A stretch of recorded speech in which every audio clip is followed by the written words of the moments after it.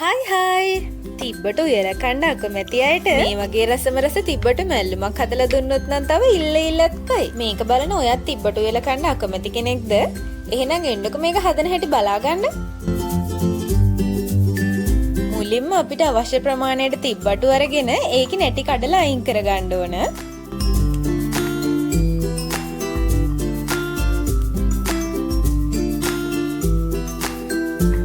තියෙන්නේ මේ වගේ නැටි අයින් කරගත්ත තිබ්බටු ටික දැන් හොඳට හොද ගන්න ඕන.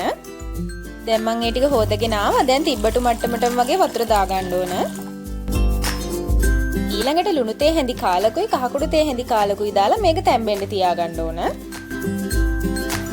ඒ ටික තැම්බෙන අතරේ අපි මේකට ඕන කරන පොල් එක ලෑස්ති කරගමු. ඒකට මම මුලින්ම ග්‍රයින්ඩර් කප් එකට පොල් දා ගන්නවා. පොල් නම් ටිකක් වැඩිපුර දාගත්ත පොල් මිටවල් 3ක් විතර වගේ දාගත්තා මම. ඊළඟට සුදු ලුණු බිග් 2යි අයිස්ුයි දා ගන්නවා. නයි මිරිස් වෙනුවට ඔයාලට අමු මිරිස් පාවිච්චි කරන්නත් පුළුවන්. ඊළඟට කහතේ හැඳි කාලකුත් දාලා හොඳට බ්ලෙන්ඩ් කර ගන්න ඕන. මේක ඉතින් මිරිස් ගල්ලේ අඹරලා හරි වංගෙඩිය කොටලා හරි අරගන්නත් පුළුවන්. මේ තියෙන්නේ මේ වගේ වෙන්න අඹරගත්තා මම. ඔන්න ඊට පස්සේ බලනකොට තිබ්බටු එකක් තැම්බිලා තියෙන්නේ. ඔයාලට පේනව නේද තිබ්බටු එකේ තිබ්බ වතුර මට්ටම අඩු වෙලා දැන් හොඳට තැම්බිලා තියෙන්නේ. දැන් මේක අපි ලිපෙන් අයින් කර ගන්න ඕන. ඊළඟට මම වතුර බේරලා තිබ්බටු ටික වෙනම දීසියකට දා ගන්නවා.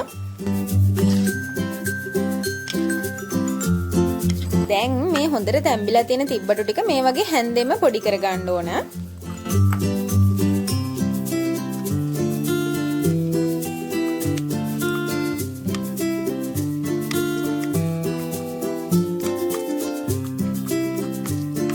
මේ තියෙන්නේ මේ වගේ තිබ්බට සේරම තැලෙනකම් පොඩි කර ගන්න ඕන. ඊළඟට මං ආයෙත් මැටි ඇතිලියක් ලිපේ තියා ගන්නවා. පේනව නේද දුම? ඇතිලි රත් වෙලා වැඩි වුණානේ. දිනකොට ඉතින් ඔය වගේ අකර තැබ්බ වෙන එක සාමාන්‍ය දෙයක් නේද? දැන් මං පොල් තෙල් තේ හැඳි දෙකක් දාලා ඒකට අබ තේ හැඳක් එකතු කරගත්තා. අබ ටික පුපුරනකොට පිරිසිදු කරගත්ත හාල් මැස්ස ටිකක් දාගෙන හොඳට ඒක බැදෙන්න දෙන්න ඕන. හාල් මැස්ස වෙනුවට කෝනිස් එකතු කරගන්නත් පුළුවන්. ඉතින් මේ හාල් මැස්ස ටික හොඳට රන්වන් පාට වෙනකම් බැදෙන්න දෙන්න ඕන.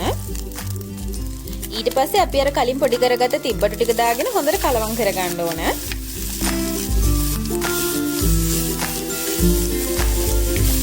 තිබ්බටු එකතු කරලා හොඳට කලවම් කරද්දි ලිපේ ගින්දර හොඳටම අඩු කරගන්න. දැන් රම්පේ කරපිංචා බීලුණු ටික එකතු කරගන්නවා.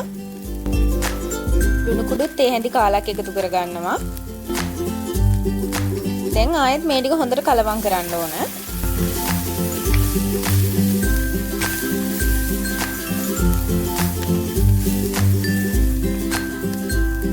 ඔක්කොම හොඳට කලවම් වුණාට පස්සේ අර අඹරගත්ත පොල් ටික දාගන්න ඕන. පොල් ටික එකතු කරලත් හොඳට කලවම් කරගන්න ඕන.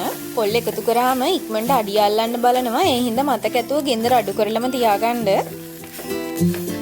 මේ ටික කලවම් කර කර විනාඩි 2ක් විතර ලිපේ තියාගෙන මම ලිප ඕෆ් කරගන්නවා. ඉතින් බලන්නකො තිබ්බටු උයනවට වඩා තිබ්බටු මැල්ලුම හදාගන්නත් හරි ලේසි. ඒ වගේම තමයි උයපු තිබ්බටු කන්න අකමැති ගොඩක් කට්ටිය මේ වගේ තිබ්බටු මැල්ලුම හදලා කන්නත් කැමති. ඔයාලත් ඉතින් තිබ්බටු කන්න අකමැති අයට මේ විදිහට හදලා දීලා බලන්නකො. අද වීඩියෝ එකත් හොඳ නම් පහලින් කමෙන්ට් කරලා වීඩියෝ එකට ලයික් කරලා අපේ channel එක subscribe කරන්න අමතක කරන්න එපා. මේ වගේ රෙසිපි එකක් අරන් ඉක්මනටම හම්බෙමු. ඔයාලට සුබ දවසක්.